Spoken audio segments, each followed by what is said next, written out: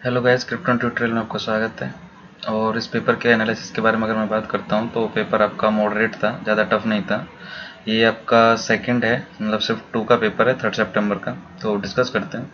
First question, a mixture of 1 mole of each O2 H2 and helium exist in a container of volume V at temperature T in which partial pressure of hydrogen is 2 atm, the total pressure in the container is। तो सबसे पहली बात तो जो ये लिखा है बिल्कुल सही है कि आपकी पी गैस होती है वो N gas R T upon V के बराबर होती है।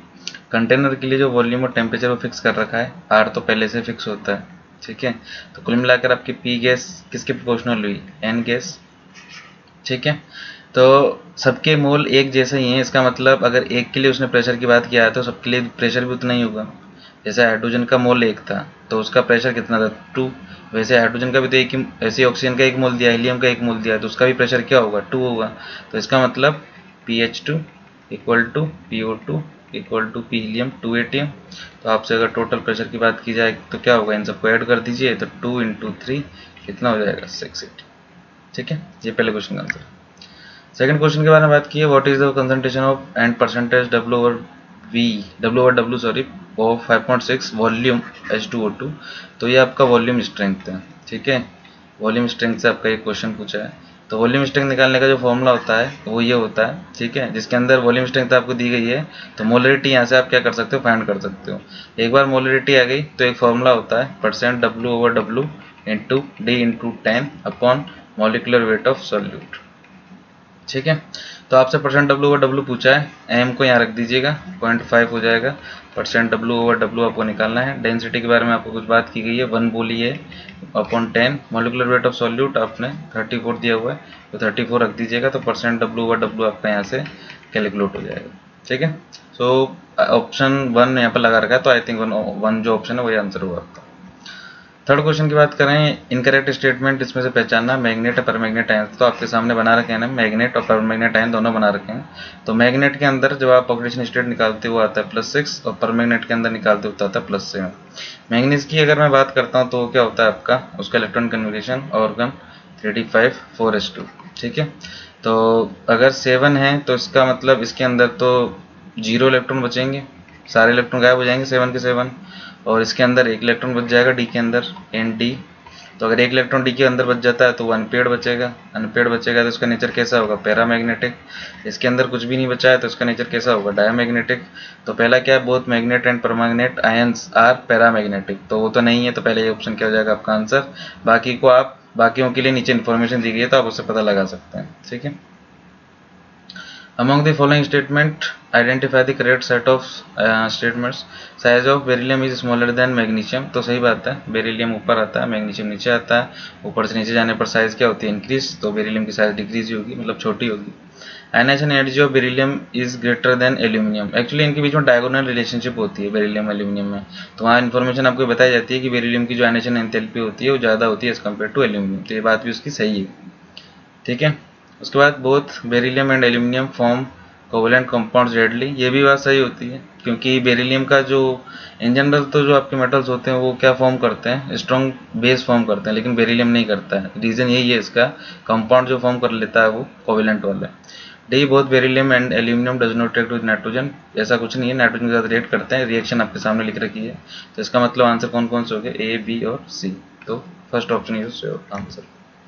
फिर अगला क्वेश्चन है, 0.1 molar HCl solution, 0.1 molar NaOH solution दिया है। तो सब सेम ही दिया हुआ है इसके अंदर, ग्रेजुअली आप ऐड कर रहे हो। तो करेक्ट ग्राफ दिस टाइट्रेशन। देखिए सबसे पहली बात तो pH इक्वल टू 7 पर इनका क्या आएगा, न्यूट्रलाइजेशन भी आएगा, न्यूट्रलाइजेशन आएगा। और ये इनका आप बोल सकते हो न्यूट्रल पॉइंट है ये, ठीक है। तो ये इनका क्या होगा, न्यूट्रल पॉइंट, जो कि मिडल में पड़ेगा बिल्कुल। तो इन जनरल क्या होता है आपका, जब HCl सॉल्यूशन है तो धीरे धीरे आप जब उसके अंदर बेस डाल रहे हो, ये क्या आपका सॉल्यूशन इसके अंदर HCl है, तो जैसे जैसे इसके अंदर आप क्या करते हो, NaOH डालते हो, तो pH क्या होता है, इंक्रीज होता है। तो ग्राफ इंक्रीमेंट वाला आएगा। तो ये ग्राफ कैंसिल, ये तो आ ही नहीं सकता है, आपने पढ़ा होगा। तो ये ग्राफ बचा हुआ है, एक तो थर्ड और एक सेकंड बचा हुआ है। तो थर्ड के अंदर क्या है, जो pH आया, मतलब जो न्यूट्रलाइजेशन आया वो 7 पर जाकर आया है, लेकिन इसमें मिडल पर आया है। तो यही इसका आंसर हो जाएगा, क्योंकि जब आपका स्ट्रॉन्ग एसिड और स्ट्रॉन्ग बेस का सॉल्यूशन होता है तो न्यूट्रलाइजेशन मिडल पे पड़ता है उसका, ठीक है। तो second is the correct answer. Equivalence point या न्यूट्रलाइजेशन, इसके लिए दोनों एक ही बस है। फिर इस वाले की बात करते हैं, करेक्ट रिलेशन पूछेगी इसके बारे में। तो आपको ये सब लिखना आता है, ठीक है। आपको पता है कि आर इक्वल टू क्या होता है आपका -1/2 dA/dt, फिर -1/3 dB/dt, ठीक है। और कितना माइनस कितना होगा 1/3/2 dC/dt। तो ये कितना हो जाएगा आपका -2/3 dC/dt। और ये कितना है अब आपका वही -1/3 dB/dt। और ये कितना है आपका -1/2 dA/dt। ये आ रहा है आपका। अगर मैं -2 से इसको मल्टीप्लाई कर देता हूँ पूरे को, तो क्या हो जाएगा ये dA/dt, और ये 2/3 dB/dt, और ये कितना हो जाएगा 4/3 dC/dt। तो किससे मैच कर रहा है ये पहले से, ठीक है, पहले से मैच कर रहा है, तो आपका आंसर फर्स्ट हो जाएगा। The crystal field in configuration of complexes this and this, तो इसका भी +2 है, ठीक है, और इसका भी +2। तो इसका कोऑर्डिनेशन नंबर 6 है, इसका भी कोऑर्डिनेशन नंबर 6 है। कोऑर्डिनेशन नंबर 6 के केस में क्या होता है आपका क्रिस्टल फील्ड थ्योरी क्या बोलती है, ये आपका T2G है, और ये क्या है EG। अब मैंने आपको कई बार बोला है, मेरी जो वीडियोस मैंने इनऑर्गेनिक की बनाई है, सारे क्वेश्चन तो लगभग उसी से आ रहे हैं, आप एक बार उसको देख ही जाते हैं। तो COCN NH3 OX EN, ये क्या होते हैं आपके स्ट्रॉन्ग फील्ड लिगेंड होते हैं। तो ये स्ट्रॉन्ग फील्ड लिगेंड होते हैं, तो ये जो गैप होता है इसको बढ़ा देते हैं। तो इन जनरल तो क्या होता है एक एक करके इलेक्ट्रॉन जाना चाहिए था, लेकिन जब ये लिगेंड आ जाते हैं स्ट्रॉन्ग फील्ड लिगेंड, तो पहले सारे इलेक्ट्रॉन नीचे भरे जाते हैं, ठीक है। तो इस केस के अंदर जो अब जब इसका कन्फिग्रेशन निकालोगे तो ये आता है 4 to 6, और नीचे वाले का 3 to 6 आता है। तो इसके जो 6 के 6 इलेक्ट्रॉन होंगे पहले नीचे भरे जाएंगे T2G के अंदर, EG वाले खाली रहेंगे। लेकिन H2 एक वीक फील्ड लिगेंड है, तो इस केस में क्या होगा आपका पहले एक एक करके इलेक्ट्रॉन भरे जाएंगे। अगर उसके बाद कोई ऐसी रह जाती है, जैसे अभी 5 इलेक्ट्रॉन बचे, अभी छठा भी आना है, तो उसको नीचे भरो, ऐसे करेंगे। तो यानी कितना हुआ T2G 4 और EG कितना है 0, सॉरी 2, और इसके अंदर कितना है T2G 6 और EG कितना है आपका 0। क्लियर। तो इसका मतलब आप इसको समझने की कोशिश कीजिए, एक बार उन वीडियोस को अगर देखिए आपको फायदा मिलेगा। जिन्होंने पेपर नहीं दिया उनके लिए बात कर रहा हूँ। तो आंसर इसका 2 हो जाएगा। फिर what is the valency of an atom if it successive ionization energy are this. तो देखिए पहला 800 900 925, तो अभी कोई गैप इतना खास नहीं आया एनर्जीज के अंदर।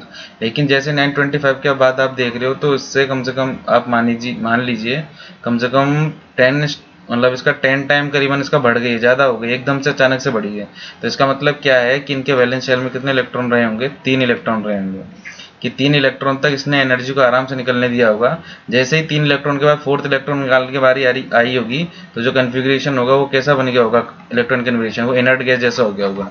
और जब इनर्ट गैस जैसा कन्फिग्रेशन बन जाता है, स्टेबल कन्फिग्रेशन बन जाता है, तो उस केस में क्या होता है इलेक्ट्रॉन निकालना आसान नहीं होता है। तो आपको जो आयनाइजेशन एंथैल्पी बहुत ज़्यादा लगानी पड़ती है। इसलिए ये डायरेक्ट 925 से किस पे पहुंच गया है 25 3 5 6 पर, यानी कि वैलेंस शेल के अंदर इलेक्ट्रॉन कितने हैं इसके 3, तो वैलेंसी भी कितनी होगी 3। Next question, for a hypothetical case, let value of L is defined as 0 1 2 3 n plus n। Actually in general क्या होता है L की वैल्यू जो होती है 0 to n-1 होती है, ये इन जनरल होता है। लेकिन उन्होंने हाइपोथेटिकल बोला है, ये मान लीजिए आपका क्या जा रहा है, एक बार मान लो कि ऐसा करके होता है। तो यानी कि 4 n = 1 L क्या हो जाएगा 0 से कितना हो जाएगा n+1, यानी कि 0 to 2, यानी कि 0 1 2, यानी कि 1 पर आपका S भी आएगा, तो S के अंदर 2 इलेक्ट्रॉन होंगे। 1 पे आपका P भी आएगा, तो उसके अंदर कितने इलेक्ट्रॉन होते हैं 6, और 1 पे आपका D भी आएगा, क्योंकि L की वैल्यू 2 का मतलब क्या होता है D, L की वैल्यू 1 है तो उसका मतलब P, L की वैल्यू 0 है तो उसका मतलब होता है S, तो होगा D = 10। तो इतने इलेक्ट्रॉन आ सकते हैं। तो उसने बोला है atomic number of first noble gas is 8। नहीं, ऐसा कुछ नहीं हो रहा है इसके अंदर। Atomic number of first alkali metal is 9। नहीं, ऐसा भी कुछ नहीं है। तो हम डायरेक्ट बात जो पते की बात है उस पर आते हैं कि element with atomic number 13 has half filled valence shell. तो जब मैं 13 लिखूंगा तो अभी कितना है 6 to 8, तो इसको 1 2 1s2, ओ सॉरी एक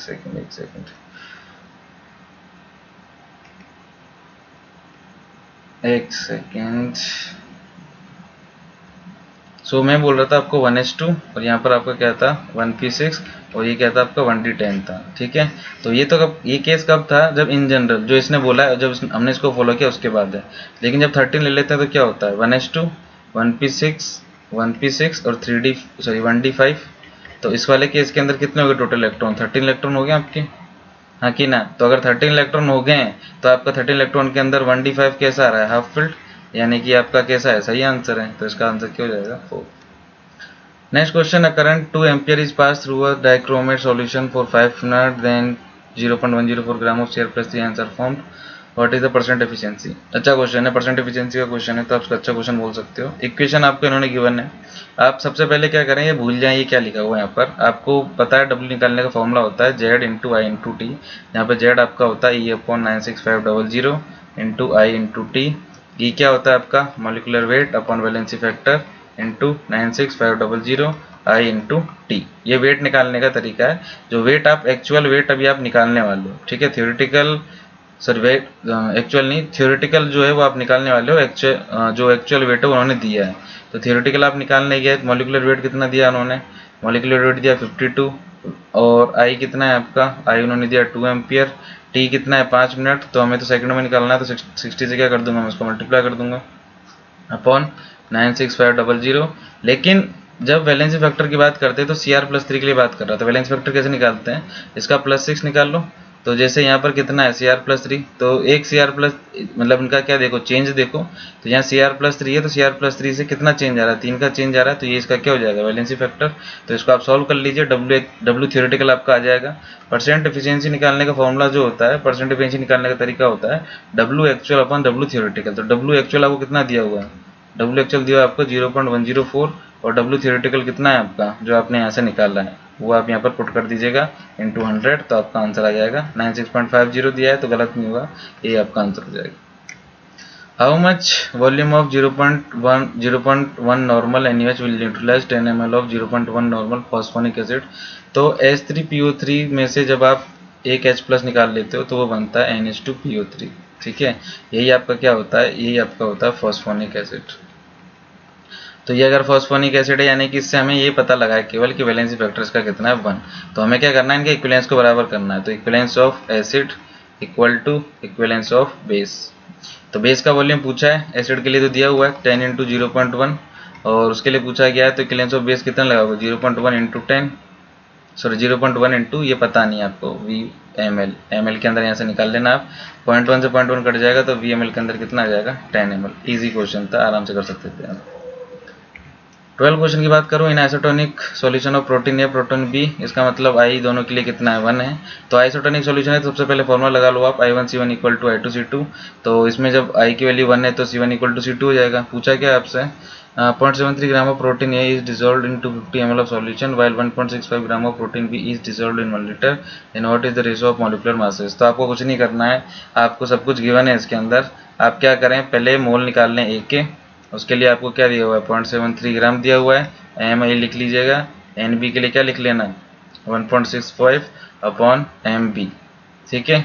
जो इसके लिए वॉल्यूम दिया गया है वी ए के लिए वो दिया गया है आपका 250 ml, 250 है, और वी बी के लिए जो दिया गया है वो किसके लिए दिया गया है 1000 ml, ठीक है। तो इसके अंदर इसकी अब आपको क्या करना है, I1C1 इक्वल टू I2C2 था, आई की वैल्यू तो 1 थी तो C1 इक्वल टू C2, तो वो क्या होते हैं मोल अपॉन वॉल्यूम, वहाँ पर अगले में ए के लिए और मोल अपॉन वॉल्यूम बी के लिए। तो यहाँ से आप जब इनकी वैल्यू पुट कर दोगे तो आपका आंसर आ जाएगा, ठीक है।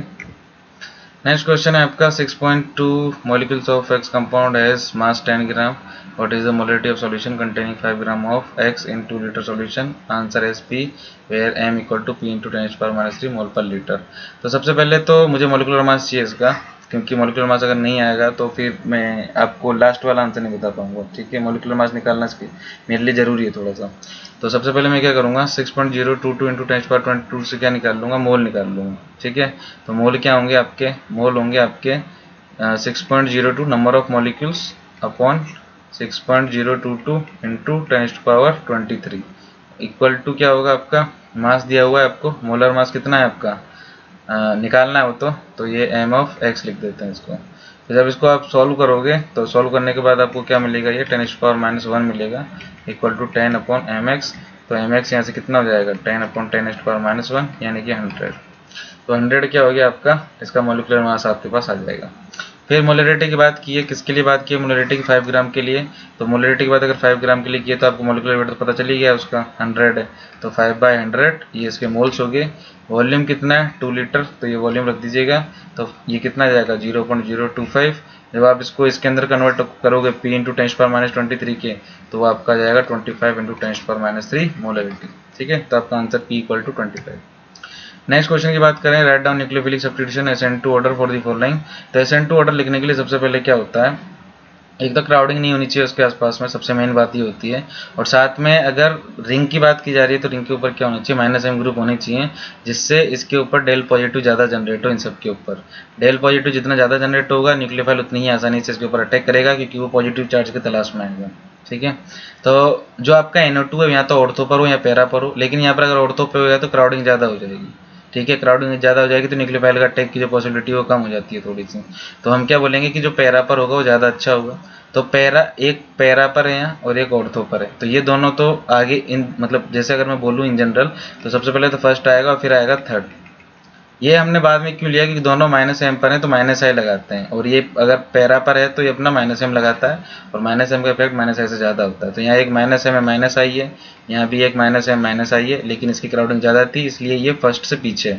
तो फर्स्ट, थर्ड, फिर उसके बाद सेकंड, और उसके बाद फोर्थ सबसे लास्ट में, इसलिए क्योंकि यहाँ पर कोई भी ना तो -i लगा ना -m लगा, तो इसका रेट ऑफ मतलब रिएक्शन हो जाएगी।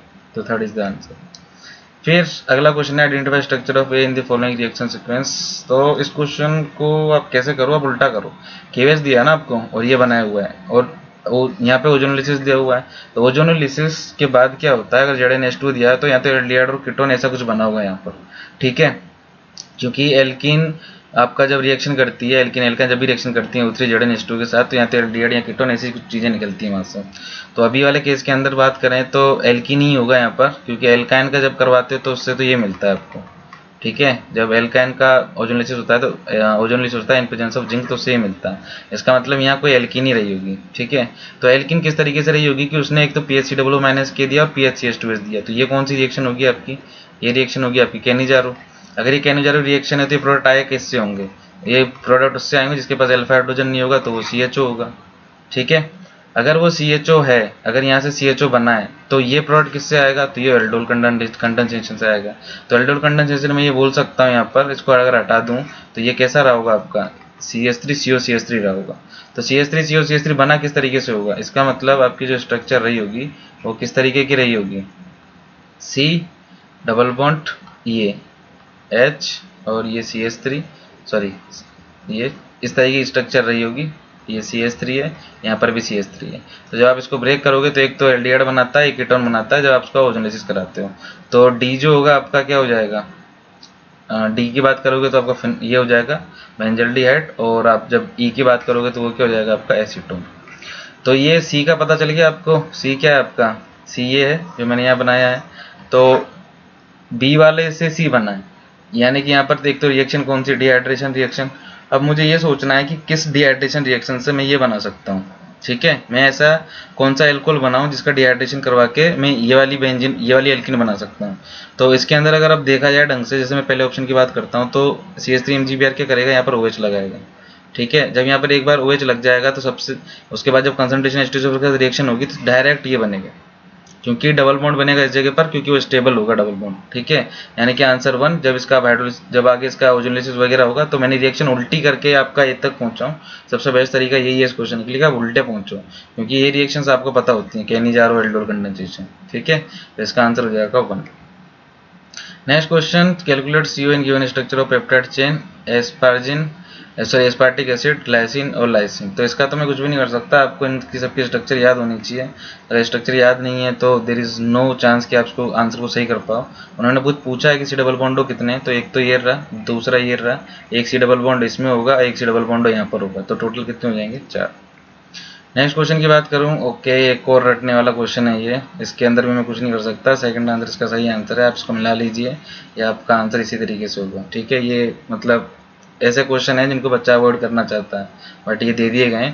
बट अगर आप मेरी वीडियो जाकर देखेंगे इनऑर्गेनिक पार्ट की, जिन्होंने नहीं किया है उनके लिए बोल रहा हूँ, ये सारे क्वेश्चन मैंने उनके अंदर करवा रखे हैं। ठीक है, नेक्स्ट है tertiary butyl oxide -K, reaction का नाम तो E2 है, और क्योंकि जो आपका न्यूक्लियोफाइल है वो कैसा है, स्टेरिक क्राउडिंग उसके ऊपर ज़्यादा है। स्टेरिक क्राउडिंग कैसी है उसके ऊपर, स्टेरिक क्राउडिंग ज़्यादा है। अगर क्राउडिंग ज़्यादा है इसका मतलब जो एल्कीन बनेगी वो कौन सी बनेगी, हाफ मान। तो हाफ मान एल्कीन कैसी होती है, मेजर प्रोडक्ट। तो यहाँ पर इस X के निकलने से या तो यहाँ डबल बॉन्ड बन सकता था, यहाँ डबल बॉन्ड बन सकता था। अगर ये डबल बॉन्ड बनता है तो ये हाफ मान को शो करता है, और ये अगर डबल बॉन्ड बनता है तो ये सेट जेब को शो करता है। तो हाफ वन वाली क्या होगी आपकी स्टेबल, यानी कि यहाँ जो डबल बॉन्ड बनेगा वो स्टेबल होगा। सो मेजर प्रोडक्ट उन्होंने बना दिया, इसका मतलब इसके हिसाब से अगर आंसर की बात करो तो क्या हो जाएगा 1। नेक्स्ट क्वेश्चन की बात करते हैं। यहाँ पर क्या होगा, सबसे पहले तो मुझे समझ में आएगा, देखते क्वेश्चन। यहाँ पर हाइड्रोजन बॉन्डिंग जो होगी वो होगी आपकी इंट्रामोलिकुलर, और यहाँ जो हाइड्रोजन बॉन्डिंग होगी वो इंट्रामोलिकुलर हाइड्रोजन बॉन्डिंग होगी, ठीक है। B is less water soluble than A, नहीं, इंट्रामोलिकुलर हाइड्रोजन बॉन्डिंग ज़्यादा अच्छी होती है as compare to intramolecular hydrogen bonding. तो जो बी वाला होगा वो ज़्यादा सोल्यूबल होगा as compare to A. B is more crystalline in nature than A, crystalline का मतलब अरेंजमेंट से है। अगर आप इसकी पैकिंग करोगे, मतलब पैकिंग मतलब अगर जमाना स्टार्ट करते हो तो इसकी पैकिंग अच्छी होती है, ठीक है, पैकिंग अच्छी होगी। लेकिन इसकी पैकिंग देखिए आप, क्राउडिंग एक ही जगह पर, तो उतनी अच्छी पैकिंग नहीं हो पाएगी। तो इसकी पैकिंग अच्छी, तो इसका क्रिस्टलाइन नेचर भी ज़्यादा होगा ए से। और फिर इसका बॉइलिंग पॉइंट, तो आपको पता है कि इंट्रामोलिकुलर हाइड्रोजन बॉन्ड ज़्यादा स्टेबल होते हैं इंट्रामोलिकुलर हाइड्रोजन बॉन्ड से। इसका मतलब क्या है कि उनका बॉइलिंग पॉइंट भी ज़्यादा होगा, उनको तोड़ना आसान नहीं है। तो बी और सी करेक्ट है, ए इनकरेक्ट है। Next question, write down decreasing order of nucleophilic addition reaction of the following. Propanal, तो प्रोपेनेल क्या होता है, 1 2 3, ये आपका प्रोपेनेल होता है। ब्यूटेनॉन होता है आपका ये 1 2 3 4। प्रोपेनॉन क्या होता है, वो होता है आपका ये। और बेंजल्डिहाइड क्या होता है, बेंजल्डिहाइड होता है आपका COH। न्यूक्लियोफिलिक एडिशन के टाइम पर क्या होता है मैं आपको बता देता हूँ। एक तो ये देखा जाता है क्राउडिंग कम हो, ठीक है, और साथ में ये देखा जाता है कि जो CO पर पॉजिटिव चार्ज बन रहा है, ये जो डेल पॉजिटिव बन रहा है, वो ज़्यादा से ज़्यादा कैसा रहे, मतलब ज़्यादा से ज़्यादा दिखना चाहिए। क्योंकि न्यूक्लियोफाइल जब अटैक करने आता है तो उसको चाहिए कि वो पॉजिटिव चार्ज ज़्यादा हो वहाँ पर। अगर पॉजिटिव चार्ज जितना ज़्यादा होगा रिएक्शन उतनी फास्ट होगी, ठीक है। अगर मैं यहाँ पर बात करता हूँ तो इस साइड में तो कुछ नहीं है, तो क्राउडिंग कम है। वैसे ही सेम इसमें भी क्राउडिंग कम है। तो यहाँ पर तो कौन सा जा रहा है, इसको रेजोनेंस मिल सकता है, और रेजोनेंस का इफेक्ट थोड़ा ज़्यादा होता है। इसका मतलब ये पॉजिटिव चार्ज को अंदर ले जा सकता है ज़्यादा। और यहाँ पर क्या है आपका प्लस आई इफेक्ट है, तो प्लस आई इफेक्ट तो इतना ज़्यादा अच्छा, इतना मतलब इफेक्टिव नहीं होता है जितना रेजोनेंस होता है। इसका मतलब अगर मैं बोलूँ कि ये प्लस आई उतना डेल पॉजिटिव को खत्म नहीं करेगा इलेक्ट्रॉन देकर, जितना ये रेजोनेंस इसको इलेक्ट्रॉन देकर खत्म करेगा। इसका मतलब क्राउडिंग कम है एक तो इन दोनों के अंदर, और रीज़न क्या है कि इसके पास जो आपका प्रोपेनल है उसके पास प्लस आई है, और दूसरे के पास क्या है, रेजोनेंस है। तो प्लस आई वाला उसको जो पॉजिटिव चार्ज है, ये वाला जो पॉजिटिव चार्ज है उसको कम खत्म करेगा, लेकिन ये रेजोनेंस इसके पॉजिटिव चार्ज को ज़्यादा खत्म कर देगा इलेक्ट्रॉन देकर। इसका मतलब अगर मैं बोलूँ तो प्रोपेनल अच्छा है किससे, आपके बेंजल्डिहाइड से, ठीक है। इन जनरल जो एल्डिहाइड होते हैं वो अच्छे न्यूक्लियोफिलिक एडिशन शो करते हैं बिकॉज ऑफ दिस, कि उनके पास ये एक साइड खाली पड़ी रहती है, क्राउडिंग नहीं होती है। फिर उसके बाद इसकी और इसकी बात करेंगे तो आप लोग समझ ही गए कि क्राउडिंग इसके अंदर ज़्यादा है, इसके अंदर कम है। तो इसके बाद प्रोपेनॉन आएगा, ठीक है, और उसके बाद आएगा आपका ब्यूटेनॉन। तो ये आपका प्रोपेनॉन था, जिसको एसीटोन भी बोलते हो आप कॉमन नेम, और ये आपका क्या था, ब्यूटेनॉन। ये आपका प्रोपेनल था, और ये क्या था आपका बेंजल्डिहाइड, बेंजल्डिहाइड। तो आप समझ गए होंगे इसका आंसर क्या होगा आपका, इसका आंसर हो जाएगा आपका 2। Next question, which of the following statements are incorrect for acid rain. Acid rain एक तो जंग वंग लगाने का काम करती है। सबसे पहली बात तो जंग लगती है किससे, उसी की वजह से लगती है जितनी बिल्डिंग वगैरह होती हैं। इट कॉरोड्स वाटर पाइप्स, तो आपसे इनकरेक्ट पूछा है तो सही बात है, वो तो करता ही है, तो ये तो आंसर होगा नहीं। It is not harmful for trees and plants, ऐसा कुछ नहीं है, हार्मफुल होता है हमके लिए, क्यों हार्मफुल नहीं होगा। It does not cause breathing problem in human being and animal, हो ब्रीथिंग प्रॉब्लम क्यों नहीं होगी भैया आदमी को। जिन एसिड रेन का मतलब ही आप समझ लीजिए, जब आप किसी के ऊपर फेंका जाता है वैसी एसिड रेन नहीं है ये, बट इसके अंदर गैसेस होती हैं वो वाली, ठीक है, जो आपकी स्किन को खराब कर सकती हैं, जो आपकी सांस लेने में प्रॉब्लम कर सकती हैं। It damages building and other structure, तो मैंने बोला कि बिल्डिंग वगैरह क्या करती हैं, खराब करती हैं। तो ये क्या हो जाएगा आपका, मतलब डी भी करेक्ट आंसर है, तो बी और सी इनकरेक्ट है, तो ये आपके आंसर हो जाएंगे। हाँ, मेमोराइज्ड क्वेश्चन था, तो इतने मेरे पास क्वेश्चन थे। Best of luck for your exam, जिन्होंने नहीं दिया है और जिनका हो गया है, आई थिंक उनके अच्छे मार्क्स आए हैं उसको देखकर। So best of luck.